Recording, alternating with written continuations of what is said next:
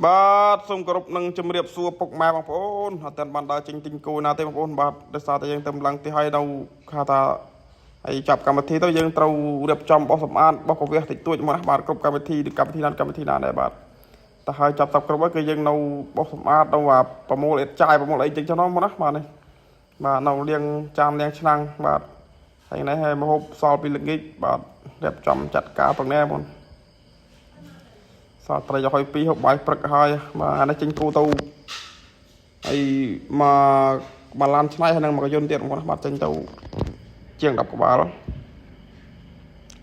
បាទគោចិត្តអស់បងប្អូនបាទចាំបងប្អូនត្រូវការអីតាក់ទងចង់ទិញចង់ចាំចង់អីបាទតាក់ទងមីទូបានបងណាហើយសម្រាប់ពុកម៉ែបងប្អូនត្រូវការមានគោមានលក់តាក់ទងមកតាក់ទងមីទូមកបាទទទួលទិញចូលលក់ចេញជាប្រចាំថ្ងៃបងប្អូនបាទបាទទិញចូលមិនកំណត់បងបាទទិញចូលមិនកំណត់ទេមានប្រមាណក៏ទិញឲ្យថាបងប្អូនត្រូវការលក់1 2 3 4 5 10 20 30 50អីមកបាទទៅមិនទូបានបងណាបងថាមកនេះតែមិនទិញដល់ទេថាឡៃ level បាទ level នៅរៀបចំក៏ពេកកប៉ុកទិញទួចដែរបងធម្មតាកម្មវិធីមួយតែចាប់ឲ្យនៅរៀបចំបោះសម្បត្តិទួចបាទទៅថាប្រពន្ធខ្ញុំគាត់ហត់សបងខ្ញុំជួយរៀបចំខ្លះបាទហើយមើលនេះមេឃភ្លៀងពីព្រឹកដល់ល្ងាចដល់លំរហូតដល់ពេលអញ្ចឹងទៅបាទក៏មិនបានចេញដល់ទៅណាដែរបាទនេះគូរៀបចំដឹកចេញមកដឹកចេញនេះបាទអានេះមួយឡាននេះបឹបពេញបឹបរយមកបាទទាំងទូចទាំងធំមកណាបាទចេញមួយឡានចូលមកយន្តទៀតចឹងដឹកចេញជាង10ក្បាល10ប្រមាណនេះទៅតែមានគោលក់គោឡូវរោមបានបងអើយគោឡូវរៀងឡើងហាងឆេងវានៅតាមស្រុកតាមភូមិវារៀងឡើងដែរបន្តទៅពេញមកជុំនេះមុនបាទគោឡូឡផែនស្អាតហាងឆេងល្អណាស់បងអ្នកទិញចាំមកឡោតចេះខុសទេស្អីថាតាគោហាងឆេងបុកឡើងអ្នកទិញចាំទៅគឺដឹងតែចំណេញ100តែបើគោហាងឆេងធ្លាក់ចុះទិញចាំមិនក៏មិនចំណេញបងប្អូនខ្ញុំឆ្ងល់ដែរពេលអាគោពងឡើងថ្លៃប៉ុណ្ណាក៏ប៉ុន្តែអ្នកទិញតាមគៀកនេះទិញអាពេលវាគោឡើងថ្លៃលក់ពេលឡើងថ្លៃចំណេញដល់ពេលគោចុះថោកទិញអាថោកហើយនៅលក់វិញចឹងអាថោកក៏អត់ចំណេញទៀតបងខ្ញុំមិនដឹងមិនដែរល្មមហ្នឹងគោថោកទិញប្រោះទុកទៅហើយវាឡើងវាចំណេញដល់ពេលអាគោមុខហាងឆេងធ្លាក់ចុះហើយចាំមិនងាយចំណេញទេបងប្អូនខ្លះខាតចុយមកខាតទិញអាពេលធ្លាក់ថ្លៃប៉ុណ្ណាក៏ខាតដល់ពេលគោឡើងទិញថ្លៃលើសជ្រុលដោយខ្ញុំទិញនោះតម្លៃនឹងខ្ពស់ដល់ពេលយកមកលក់បានចំណេញតិចតួចទៀតអញ្ចឹងថាគោវា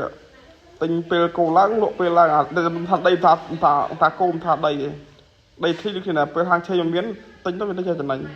តែហាងឆេងចោះទិញថោកប៉ុណ្ណាតែមិនដឹងទៀតអញ្ចឹងបាទចាំបងប្អូនមានគោមានអីមានលុយមានកាក់អីចង់ទិញគោចិញ្ចឹមទិញឲ្យហើយបងប្អូនវាហាងឆេងវាបានឡើងទៅហើយបាទបុកឡើងទៅហើយអញ្ចឹងទិញច្រើនទិញតិចបាទដឹកទិញដល់ឡាចូលបាយឡើងជូនធូរច្រើនហ្នឹងបាទនេះក្រុមការងារយើងមានច្រើនណាស់បងប្អូនមានគោ50 100ក្បាលក៏ជូនតម្លៃពីថ្ងៃអស់ដែរបាទមានឡានមានកញ្យុនមានម៉ូតូលំមគ្រប់សពបែបយ៉ាងបងប្អូនបាទហើយនេះកូននៅនឹងឯក្រោលប្រហែល8ក្បាលនេះ8ក្បាលនេះតម្លៃវា10លានបងប្អូនណាបាទចង់បានតែទៅមក8ក្បាល10លានមានទូចមានធំញី7កូនឈ្មោលមួយដល់កូនឈ្មោលក្រហមមកទៅឆាច់8ក្បាលនេះ10លាន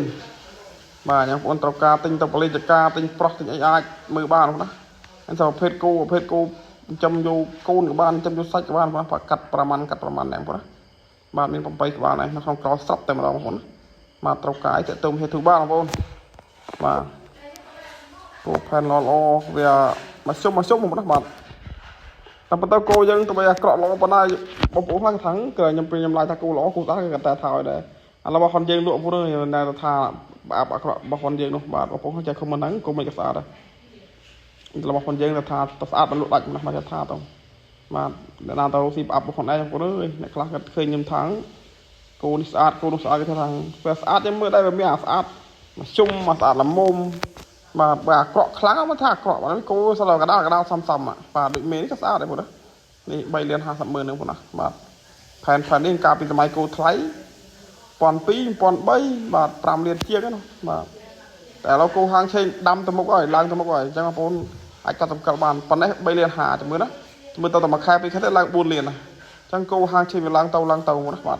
អានចំតិនធំក៏ហាងឆេងវាឡើងដែរបងប្អូនហើយបងប្អូនចាំសង្កេតមើលតែបន្ថែមថាខុសបាទនេះ3លាន50តែមើលតែខែក្រោយទៅរត់បានតែប៉ុណ្ណេះ3លាន50រត់បានដែរ